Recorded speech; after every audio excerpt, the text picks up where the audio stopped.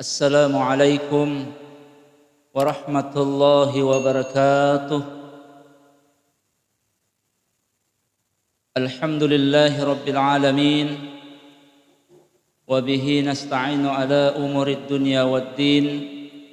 Wa ala alihi wa sahbihi ajma'in, amma ba'd.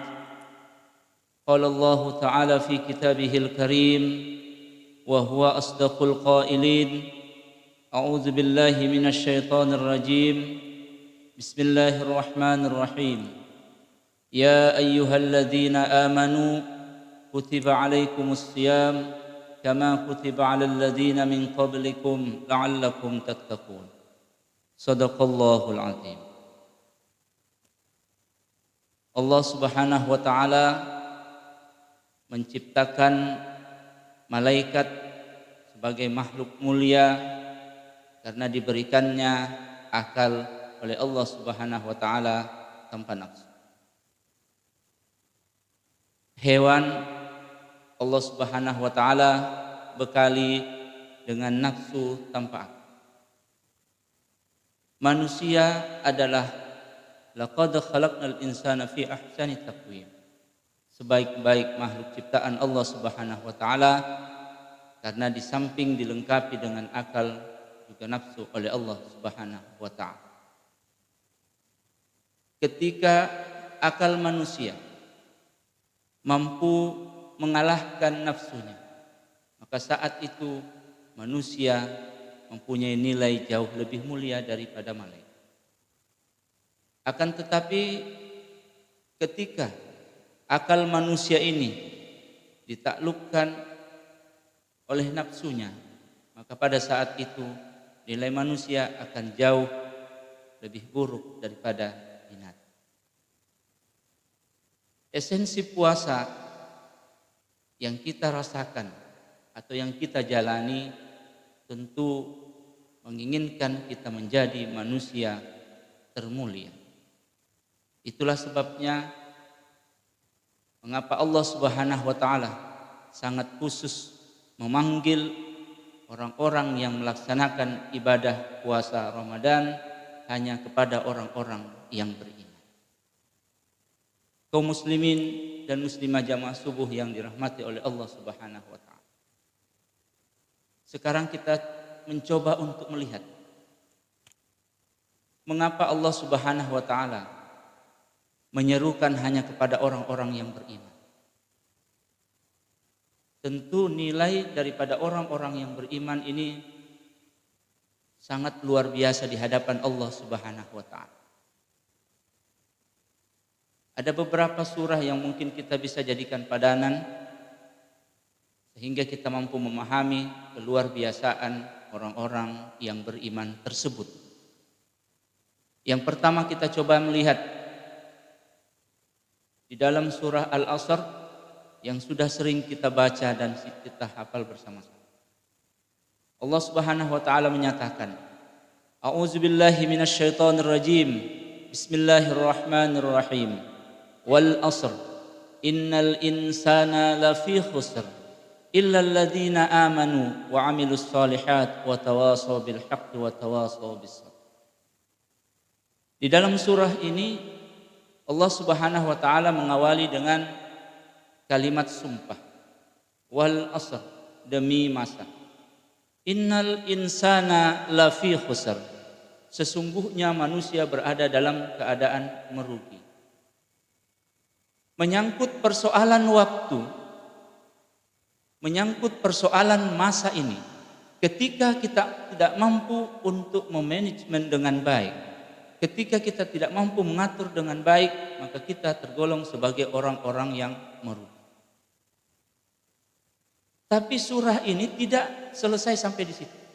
Dalam kelanjutan ayat dikatakan bahwa orang-orang yang tidak terkategori sebagai orang yang merugi adalah salah satunya illal ladzina amanu, kecuali orang-orang yang beriman.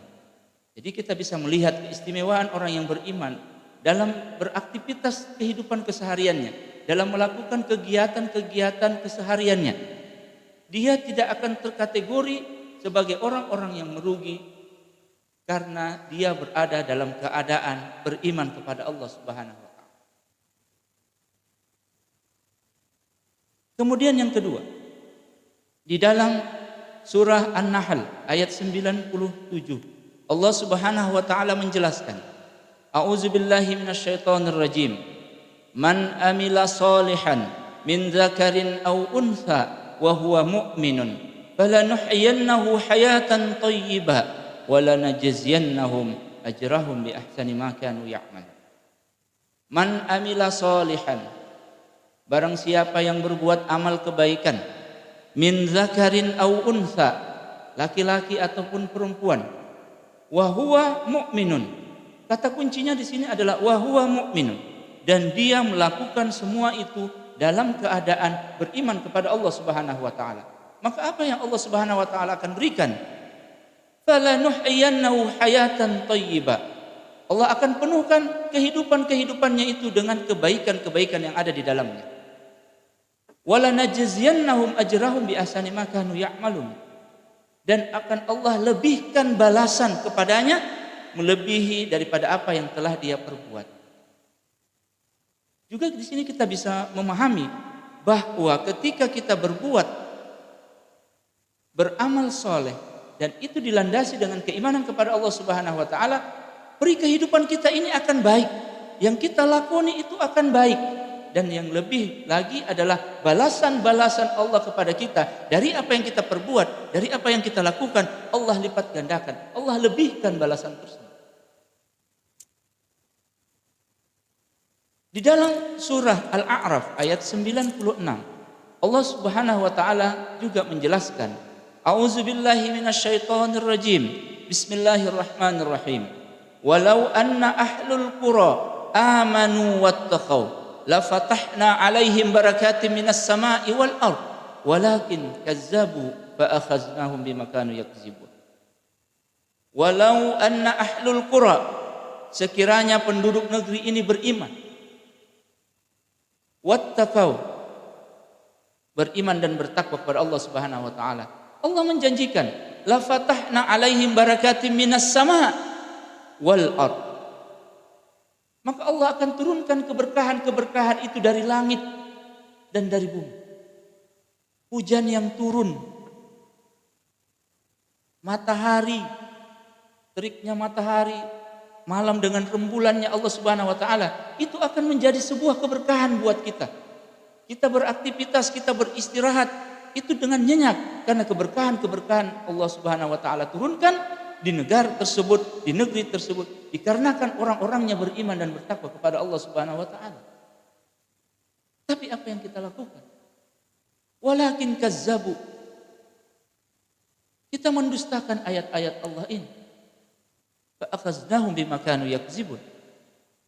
Dan Allah akan menimpakan kepada kita apa yang telah menjadi kedustaan kita kepada ayat-ayat Allah Subhanahu wa taala ini. Dari beberapa surah ini tentu kita dapat menarik bagian-bagian pembelajaran di dalamnya. Begitu sangat luar biasanya yang namanya keimanan kita kepada Allah Subhanahu wa taala. Bulan Ramadan, hal yang halal, makan, minum dan berhubungan dengan pasangan yang sah. Ketika Allah Subhanahu wa taala mewajibkan kita untuk menahan itu di siang hari di bulan suci Ramadan, kita mentaati perintah Allah Subhanahu wa taala ini tanpa syarat. Dikarenakan apa? Inilah karena keimanan kita kepada Allah Subhanahu wa taala. Dari keimanan kita tersebut, Allah menjanjikan, sumuli wa ana ajziyum bi. Puasa itu untukku dan aku sendiri yang akan membalas buat hambaku. Begitu sangat personal, begitu sangat pribadi kita dengan Allah Subhanahu wa taala.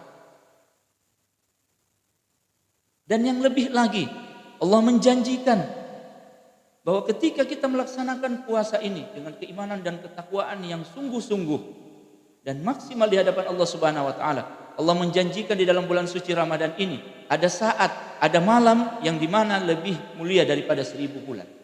Ketika kita matematikakan ini 83 tahun 4 bulan. Usia kita mungkin belum sampai ke situ. Tapi ketika kita mendapatkan malam Lailatul Qadar tersebut, keistimewaan Lailatul Qadar tersebut, maka kita seolah-olah sudah melakukan kebaikan di hadapan Allah Subhanahu wa taala selama 83 tahun 4 bulan. Haruskah ini menjadi sesuatu yang berlalu begitu saja dengan Ramadan ini? Haruskah ini menjadi sirna tanpa bekas kebaikan yang kita rasakan dan kita akan istiqamahkan, kita lanjutkan ke depan?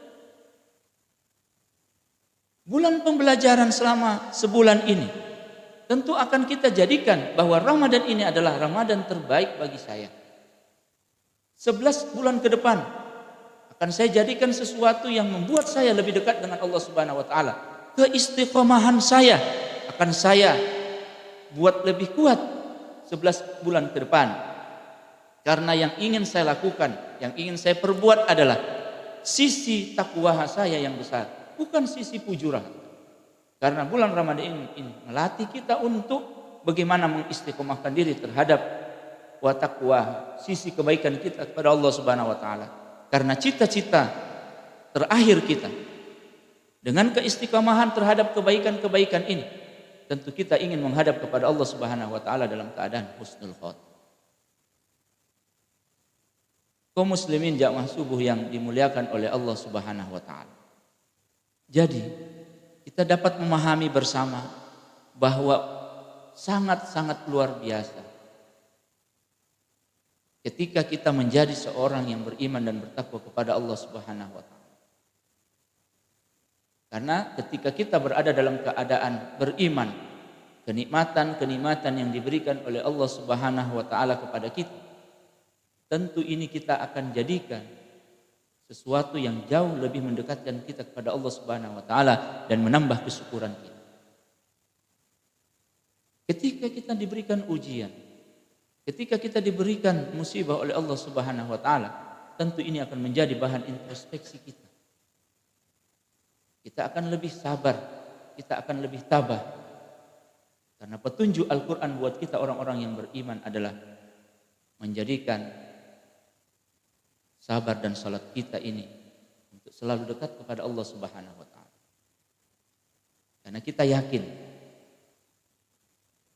apa yang menjadi takdir Allah, apa yang menjadi keputusan-keputusan Allah Subhanahu wa taala terhadap hambanya adalah sesuatu yang terbaik.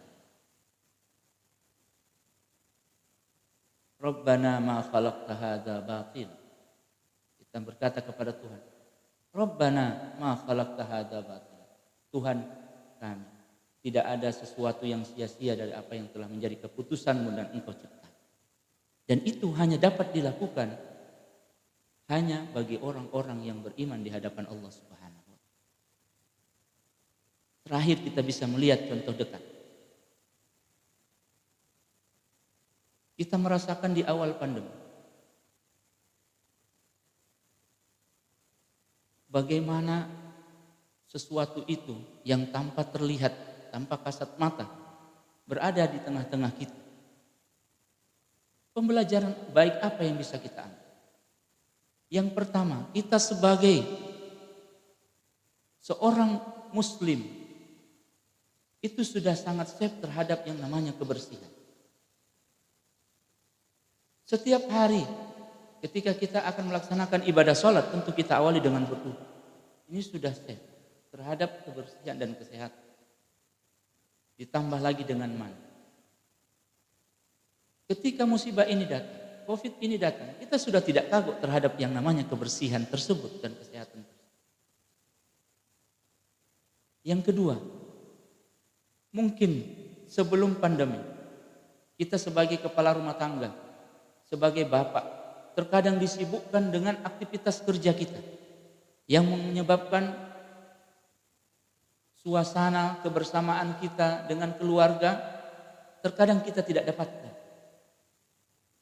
Kita keluar rumah, anak kita belum bangun. Kita kembali dari rumah, karena aktivitas kerja kita yang padat, terkadang anak kita sudah tidur. Suasana bercengkrama, itu terkadang kita tidak temukan. Tapi di awal pandemi, ketika negara kita lockdown, Kita berada di rumah bersama dengan keluarga tercinta. Kita tidak hanya sarapan pagi, kita makan siang bersama, bahkan kita makan malam bersama. Kita merasakan kehangatan yang mungkin kita tidak dapatkan sebelumnya. Anak kita bercengkrama dengan kita, menyampaikan unek-uneknya, tertawa ceria dan riang bersama dengan ibu bapaknya. Kita merasakan ini sesuatu yang luar biasa. Kita berjamaah bersama dengan keluarga. Pendek kata, kita bersama-sama dengan keluarga dalam jangka waktu yang cukup panjang. Kita yang beraktivitas sebagai guru ataupun dosen, yang sebelumnya kita tidak terlalu mempergunakan teknologi.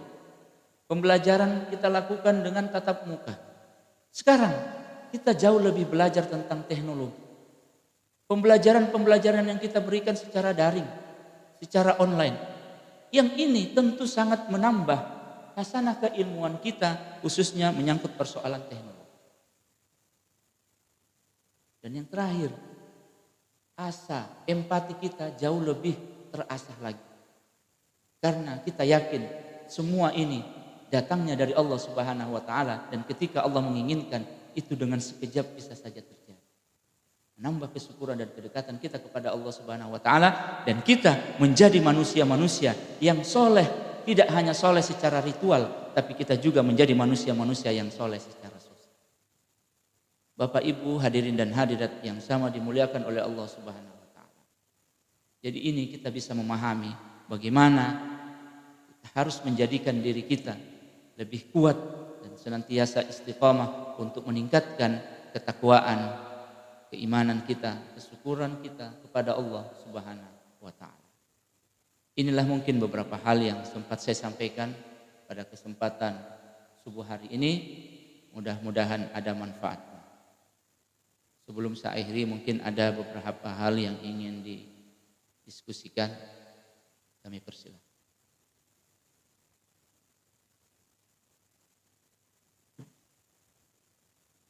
Bertanya apa?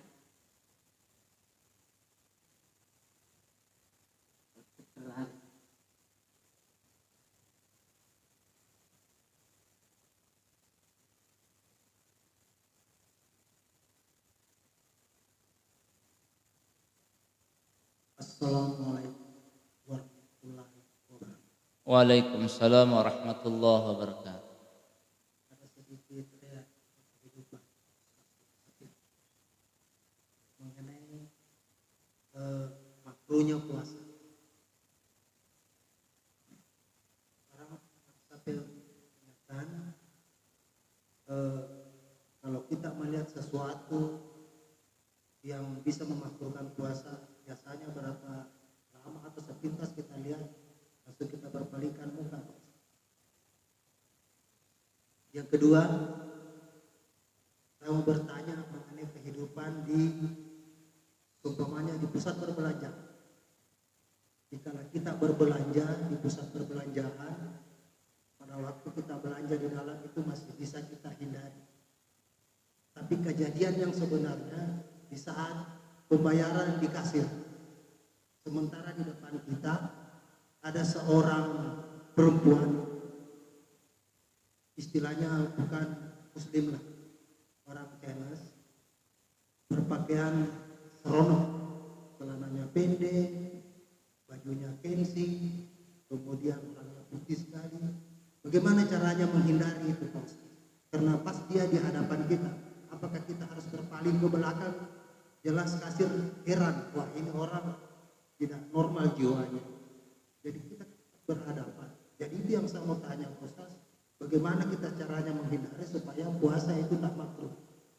Cuman itu aja. Ya, baik Pak. Yang pertama yang harus menjadi catatan kita ketika kita mau keluar rumah, apa yang menjadi tujuan kita?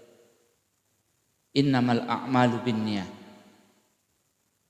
Niat kita. Kita tidak bisa menghindar. Kalau yang menjadi keraguan kita ketika kita keluar takut menyaksikan sesuatu yang akan mempengaruhi ibadah kita, khususnya puasa kita, tentu ada beberapa hal yang menjadi pertimbangan kita.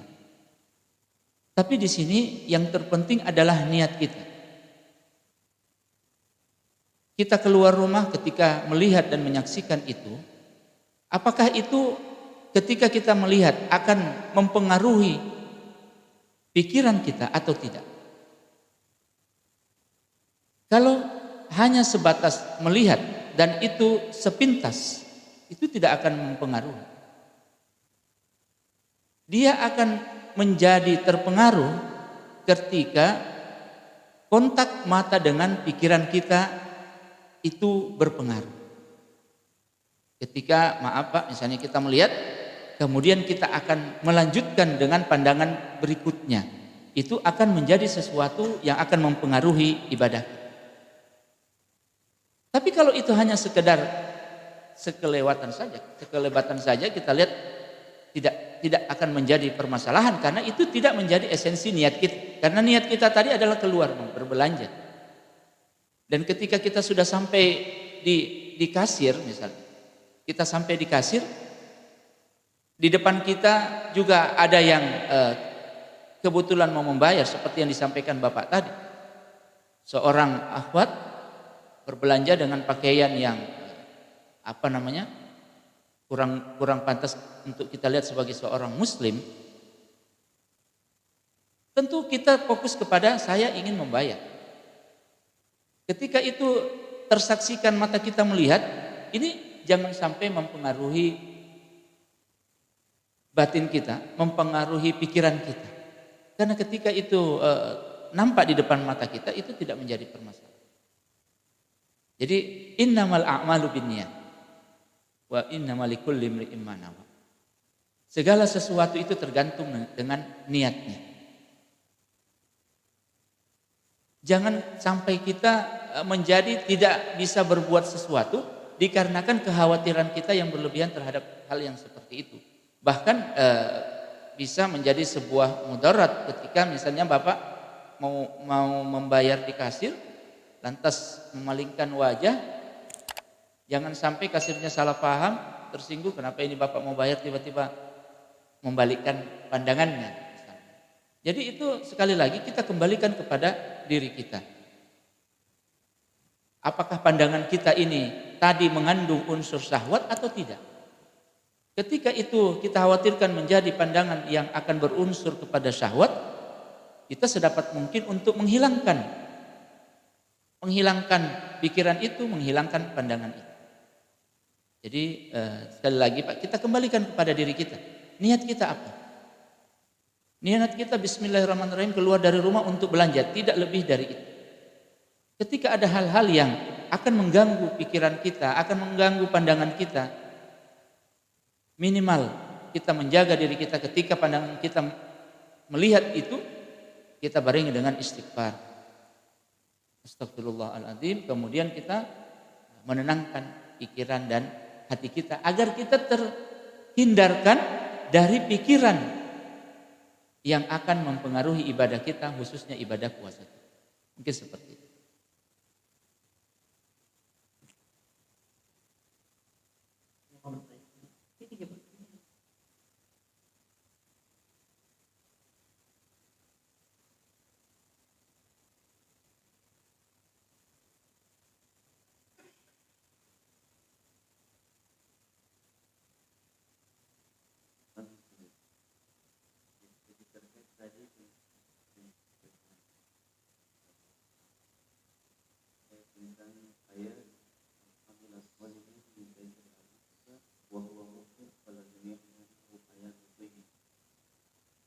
Kiranya orang beramal soleh baik itu laki-laki dan perempuan diberikan kehidupan yang baik.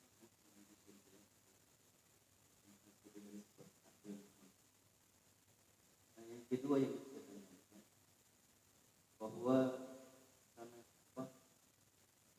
data ini yang buatkan bahwasan kiranya memang kebaikan dalam kehidupan kita ini bagi orang-orang yang beriman dan senantiasa bertakwa. Bagaimana agama ini dijadikan sebagai solusi dalam mengatasi permasalahan dalam kehidupan. menjalani seorang pribadi yang maksudnya menjadikan agama sebagai solusi dalam hidup masyarakat.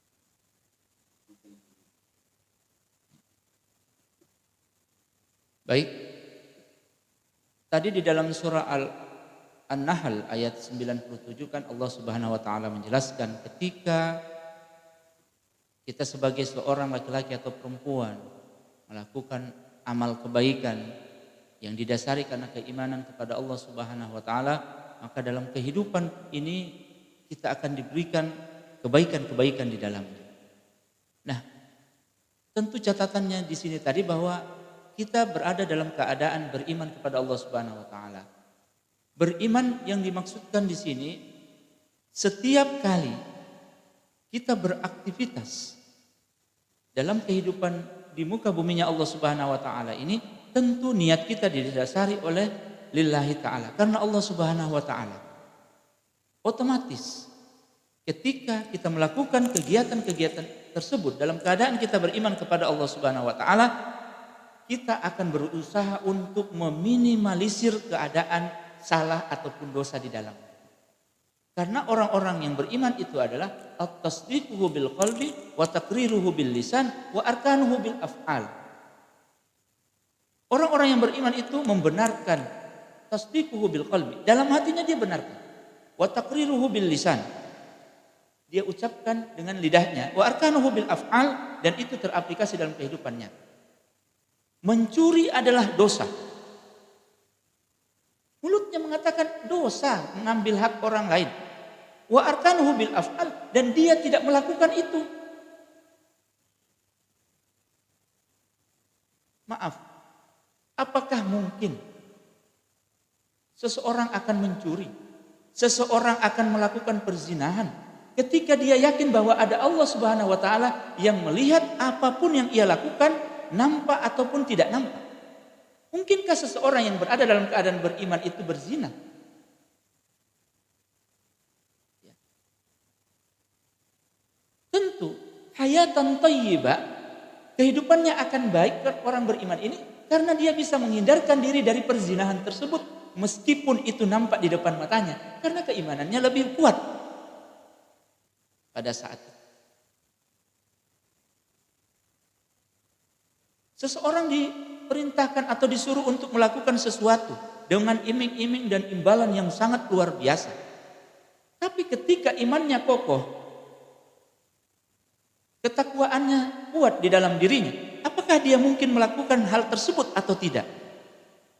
Kalau dia mampu menjaga dirinya sebesar apapun janji-janji yang diberikan, karena dia lebih yakin bahwa apa yang saya lakukan ini adalah kemudaratan dan Allah Subhanahu wa taala sangat benci, dia tidak akan melakukan.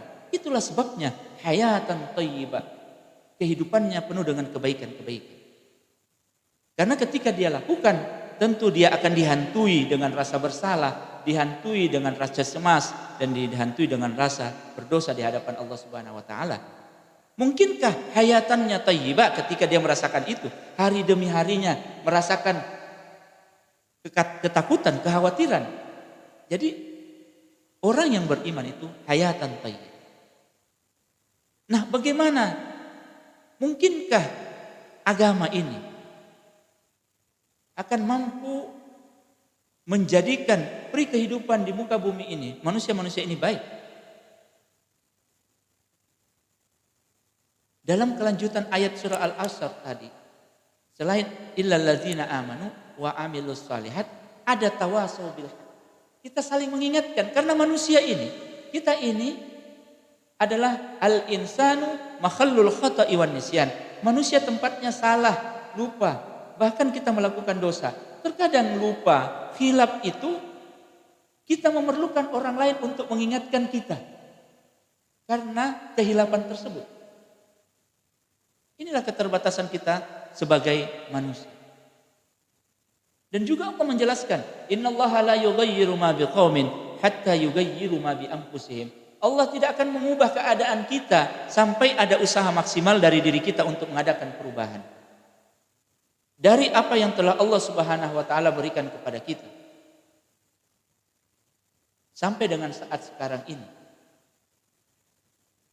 Apakah itu sudah menjadi bagian-bagian pemikiran kita atau tidak? Karena Allah memberikan kepada kita akal. Itulah di beberapa ayat di akhir dengan afala ta'qilun, afala tatafakkarun. Karena bagian dari diri kita juga yang sangat esensial adalah akal pikiran. Jadi bagaimana solusinya agar agama ini akan kuat, agar agama ini senantiasa menjadi sesuatu yang menjadikan kita jauh lebih dekat kepada Allah Subhanahu wa taala?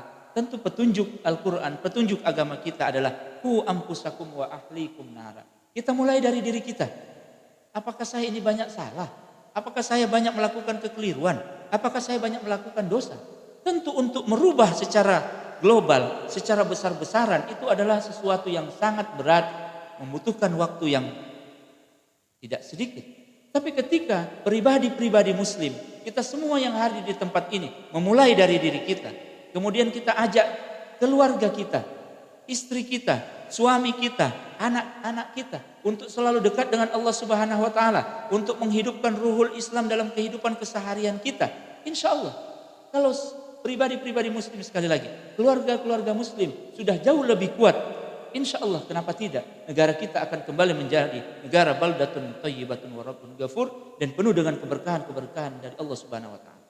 Kehadiran kita di tempat ini insya Allah menjadi salah satu asbab Allah akan menarik, Allah akan menghilangkan musibah COVID-19 ini dari negara kita yang tercinta Republik Indonesia ini, khususnya kota Makassar dan di Kabupaten Goa ini. Kenapa tidak? Karena kecintaan kita kepada Allah Subhanahu wa taala tidak sulit bagi Allah. Cukup Allah mengatakan kun fayakun, jadilah maka jadilah. Yang terpenting bagi kita ini adalah memperbaiki diri dan memohon kebaikan-kebaikan dari Allah Subhanahu wa taala. Mungkin seperti satu lagi Ustaz. Ya. Kita dengar tadi mengatakan bahwa di mana-mana ada daerah itu yang orang-orangnya sudah bertakwa, maka Allah akan turunkan rahmat ke daerah itu. Sebaliknya, di mana ada daerah yang orang-orangnya banyak berbuat maksiat, maka Allah akan menurunkan siksa kepada daerah itu. Itu menjadi pertanyaan saya. Yang pertama, dosa-dosa apa saja yang biasa orang lakukan sehingga Allah menurunkan siksa atau bencana ke daerah atau kampung itu? Yang kedua, kenapa di daerah atau bahkan negara-negara yang non-Islam banyak berbuat maksiat, kenapa mereka berbaur saja? Itu barangkali pertanyaan saya. di dalam Al-Quran sebahagian besar tentu berbicara tentang kisah-kisah terdahulu, baik kisah-kisah tentang para nabi, orang-orang yang mendapatkan mendapatkan bala dari Allah Subhanahu wa taala, dan Allah menunjukkan kemahabesaran dan kemahakekuatannya. Kaum Samud yang dikenal sangat luar biasa kuat, yang membangun Petra, tapi karena kedurhakaannya kepada Allah Subhanahu wa taala dan karena kesombongannya di hadapan Allah Subhanahu wa taala, Allah membinasakan. Jadi perbuatan pertama yang kita bisa lihat dari kisah-kisah tersebut, bagaimana Namrud, bagaimana Fir'aun yang ditenggelamkan oleh Allah Subhanahu wa taala. Namrud karena kesombongannya hanya dengan makhluk kecil dari Allah Subhanahu wa taala berupa nyamuk, dia binasa. Allah menunjukkan kekuatannya. Jadi yang pertama, Allah membinasakan sebuah kaum atau orang itu diakibatkan karena kesombongannya. Kemudian yang kita lihat, yang kedua, Allah membinasakan kaum Lut. Itu apa? Itu dikarenakan melanggar aturan-aturan Allah yang sudah Allah Subhanahu wa taala gariskan, bahwa segala sesuatu yang Allah ciptakan ini berpasang-pasangan. Langit dan bumi, laki dan perempuan. Mengapa engkau menjadikan sesuatu yang menyalahi aturan, menyelisihi apa yang menjadi keputusan? Melakukan LGBT, cinta sesama, ini kan melanggar aturan-aturan Allah. fitrah yang telah Allah Subhanahu wa taala berikan kepada manusia. Tidak hanya manusia. Binatang, tumbuh-tumbuhan Allah jadikan berpasang-pasangan. Mengapa kita harus menyelisihi ini? Membuat sesuatu yang Allah murka. Kemudian yang ketiga adalah tentang kita mempersekutukan Allah Subhanahu wa taala dan durhaka kepada orang tua. Jadi banyak pembelajaran-pembelajaran daripada Al-Qur'an yang tentu kita bisa ambil hikmahnya.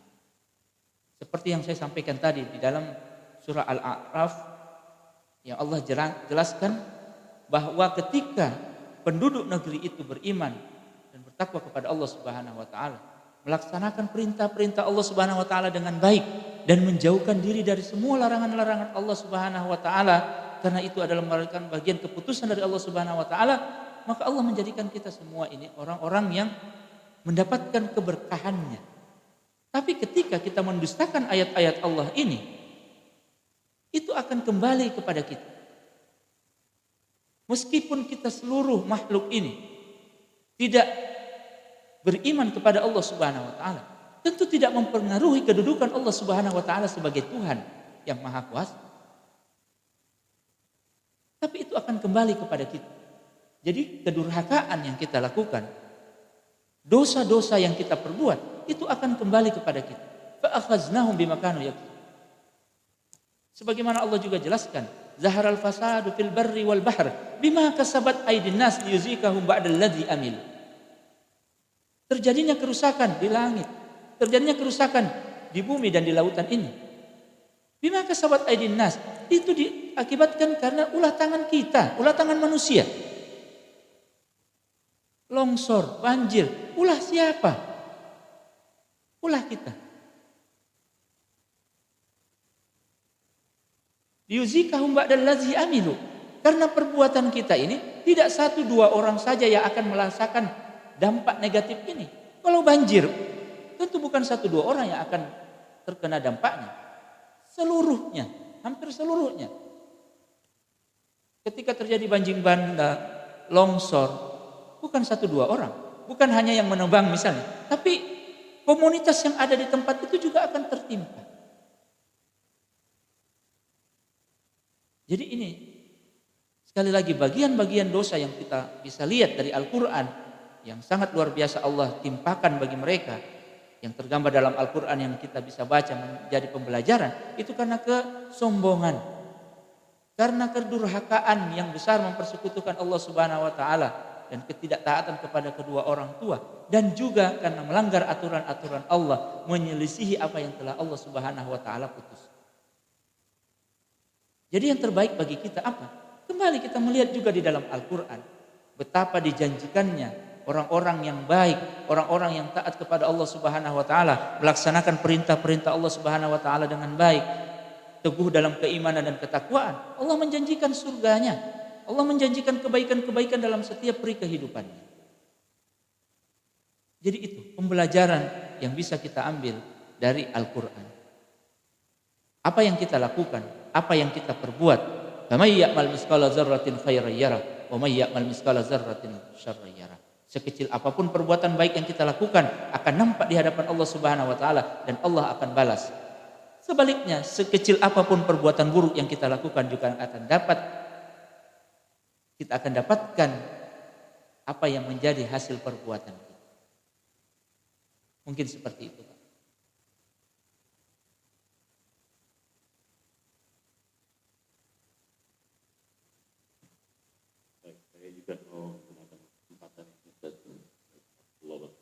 Waalaikumsalam.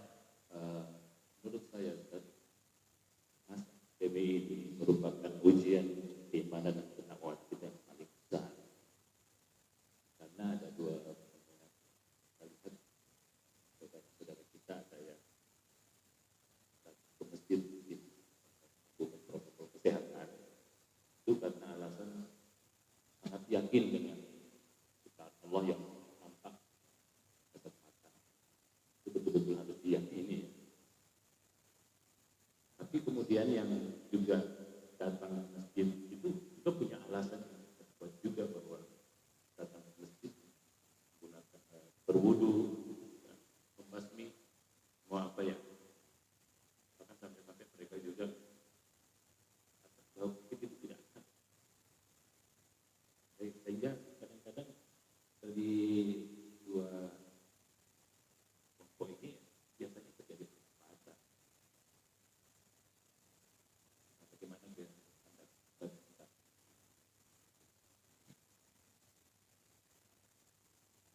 Memang persoalan pandemi ini adalah persoalan yang tidak kasat mata, Pak ya. Jadi tentu mengundang perbedaan pendapat. Tentu kita sebagai umat ada petunjuk yang telah kita bersama-sama ketahui bersama. Atiullah wa atiur rasul wa ulil amri minkum. Rasulullah Shallallahu Alaihi Wasallam telah menyatakan bahwa al ulama warasatul anbiya. Ulama itu adalah pewaris. Ketika kita hubungkan dengan atiullah wa atiur rasul, taat kepada Rasul dan para pemimpin kita, segala sesuatu yang terjadi, yang terbaik itu adalah wasawiruhum fil amr, memusyawarahkan segala sesuatu yang menjadi persoalan. Pemerintah kita itu telah mengeluarkan perintah dan peraturan untuk mencegah terjadinya penyebaran COVID misalnya. Tempat-tempat ibadah itu diharapkan untuk menjalankan protokol kesehatan, antara lain memakai masker dan menjaga jarak. Pemerintah tentu tidak dengan sendiri mengeluarkan keputusan itu tanpa berkoordinasi dengan ulama. Jadi umara dengan ulama ini bersinergi. Yang mana yang menjadi representasi kita sebagai umat untuk melihat? Tentu ada sebuah badan ulama kita yang mengeluarkan pendapat atau mengeluarkan peraturan yang bersinergi dengan pemerintah, yaitu Majelis Ulama Indonesia. Majelis Ulama Indonesia tentu kita ketahui kepakarannya. Kumpulan dari beberapa organisasi Islam yang notabene kapabilitas ilmunya sangat teruji dan mustahil mereka yang ada di dalam bersepakat untuk berdusta. Oleh karenanya, kita sebagai umat memahami sesuatu yang dikeluarkan itu yang bersifat jumhur, bersifat kelompok yang lebih besar, yang lebih banyak, tentu pendapatnya jauh lebih kuat. Hadis mutawatir itu jauh lebih kuat daripada hadis ahad, karena satu orang yang mengeluarkan. Kalau mutawatir kan banyak. Berarti kan kita bisa melihat di sini, ketika peraturan itu dikeluarkan oleh pemerintah yang bersinergi dengan ulama, dalam hal ini Majelis Ulama Indonesia, dan juga mengeluarkan pendapat yang sama dengan lampiran hadis-hadis, lampiran ayat-ayat dan sebagainya yang menjadi kapasitas ilmu mereka, apakah kita masih meragukan ini? Tentu kita tidak bisa juga melarang orang yang berpendapat satu dua orang yang seperti ini, seperti itu. Tapi untuk meneguhkan hati kita, sami'na wa ata'na kepada sesuatu yang jauh lebih besar, supaya kita jauh lebih tenang. Karena ini bersifat berjamaah. Konsep berjamaah tentu kita sami'na wa ata'na kepada imam. Karena segala sesuatu itu telah ditanggung oleh imam pertanggungjawabannya. Ketika keputusannya ini keliru, keputusannya ini salah, kita tahu dalam sebuah fatwa atau ijtihad, ketika keputusannya atau ijtihadnya itu benar, maka 2 pahala baginya. Tapi ketika ijtihadnya itu salah, masih tetap ada 1 kebaikan baginya, karena dia berijtihad bukan untuk mafsadat, tapi untuk maslahat. Dan kita juga tahu la darara wa la dirar. Kita tidak boleh satu dengan yang lain itu saling menimpakan mudarat. Karena misalnya konsep kita menjaga jarak itu apa? Khawatirnya ada droplet, khawatirnya ini dan lain sebagainya. Tentu yang dihindari adalah mudarat yang jauh lebih besar.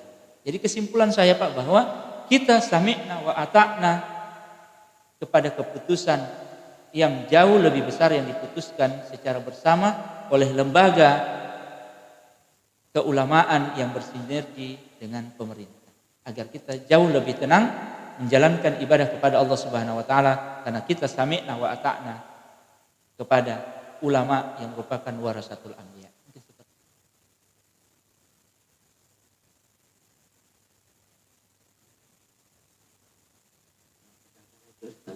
Jadi dua amalia kepada ini Pak, jadi saya sampaikan kepada jamaah. Ada jamaah yang bertanya-tanya di Cengho itu, kalau kita datang sholat subuh mau pulang tidak enak juga karena ustaz ceramah. Tidak pula juga ada hal-hal yang saya ingin sampaikan di sini ustaz. Apa tujuan kita mengadakan tanya jawab setelah sholat subuh ini? Yang pertama, kita mengharapkan agar kita pengetahuan kawan kita ini bertambah.